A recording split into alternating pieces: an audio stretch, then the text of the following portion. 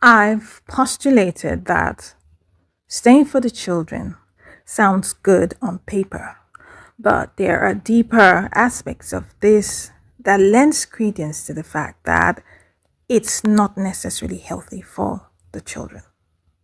Sometimes we are creating a monster and we think we are protecting the children. So, this post I'm about to read lends a light on an aspect of how domestic violence affects children. Let's read it together. How domestic violence affects children. Whether they become abusers or victims, children exposed to the physical and emotional abuse of domestic violence are at a high risk of repeating said behavior as adults. It is a circle that demands to be broken. Let's discuss this. Okay, so the picture says how children who grow up witnessing domestic violence often grow up to either become abusers or victims. And I agree that this is a cycle that needs to be broken. But there is a part of this conversation that is not here. Let's get into it. You see, domestic violence doesn't just harm the victim partner. It trains, it rewires the child's nervous system. Children learn what love looks like by observation, not instruction. You see, with children, it's monkey see, monkey do. It doesn't matter what you're saying, it's what you're modeling to them. What feels normal becomes what feels safe, even if it's violent or chaotic. Let me repeat that. What feels normal becomes what feels safe, even if it's violent or chaotic. The interpretation that their mind, their nervous system is going to give to what they see every single day is that this is a normal thing. And imagine when violence becomes the normal. Imagine when toxic is the norm. Children don't just witness abuse, their bodies remember it and their brains adapt to it. And then we create adults with problems. So the outcome is you have people pleasers, hyper independent people, especially women, emotionally numb adults, avoidant partners, overfunctioners who attract underfunctioners, spiritually confused believers who normalize suffering. Not every child of abuse becomes an abuser or a victim. Some become the peacemaker, the one that wants peace at all costs, even if it's costing them their own peace. Some become the fixer, and they're pouring their whole life into fixing other people so that they are validated. Some become the woman who can't rest. Some become the man who shuts down. Now, the most dangerous thing a child learns in a violent home is not violence. The most dangerous thing a child learns is that love and pain belong together. Children don't need a perfect home, but they need a safe one. You see, staying for the children confuses the children when these children are in a place where there's cruelty, where there's disrespect, where there's pain.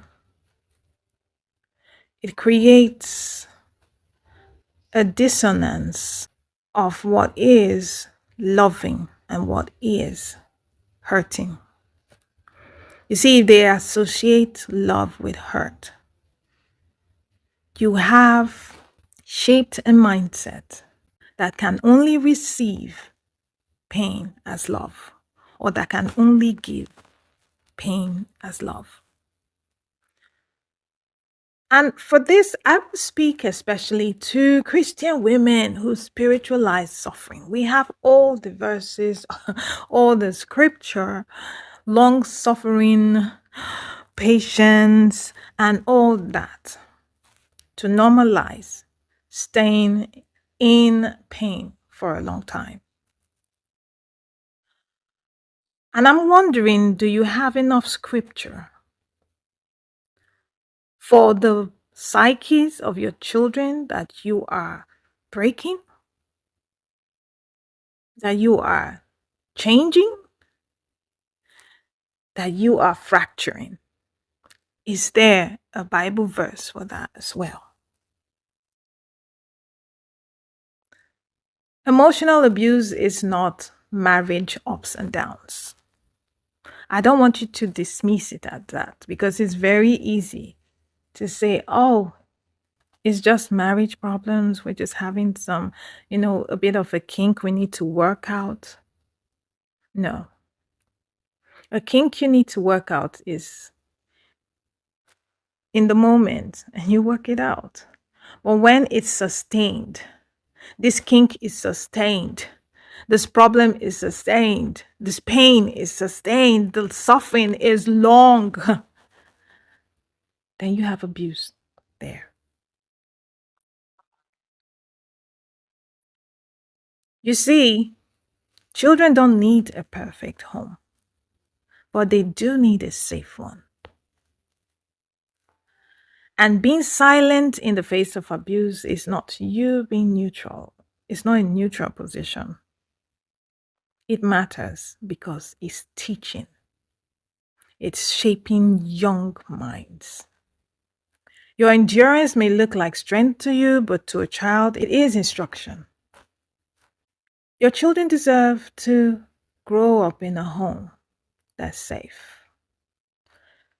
Children deserve to grow in a home where there's love. And they deserve to know that love does not require suffering, that love doesn't require being put through pain. This is how you break a cycle. It is by fixing the issues, if they're fixable, get counseling, get therapy. But I would always say, if there's abuse, get safety first. Leave. What children grow up around, they grow up thinking is love. So we got to be mindful what exactly we're exposing children to. Children don't just witness domestic violence, they are shaped by it. Their futures are formed by it. The impact they have on themselves and others are shaped by it. And the most loving thing a parent can do is to break the cycle, even when it's hard. If you won't do it for you, do it for the kids. So that's it for today. I'll see you next time. Ciao.